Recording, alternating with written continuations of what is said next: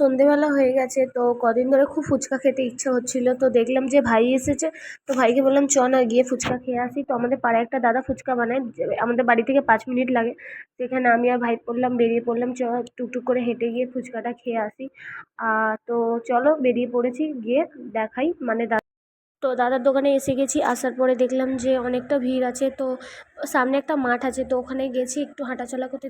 দেখি অনেক ডগি বাচ্চা দিয়েছে, তো কি কিউট না, দেখো পায়ে পায়ে শুধু জড়িয়ে আছে। তাদেরকে একটু চটকাতে এসেছি, চটকানোর পরে আমরা যাচ্ছি ফুচকা খেতে। তো চলো যাওয়া যাক। আমরা এসে দাঁড়িয়ে পড়েছি ফুচকা খাবার জন্য। দাদা আমাদেরকে দিয়ে দিয়েছে ফুচকা, তো আমি বলেছিলাম একটু ঝাল ঝাল মাখাতে, তো ভাইকে দিয়েছে ফুচকা। তো আমি ভাইকে জিজ্ঞেস করলাম, কী রে ভাই কেমন লাগছে খেতে?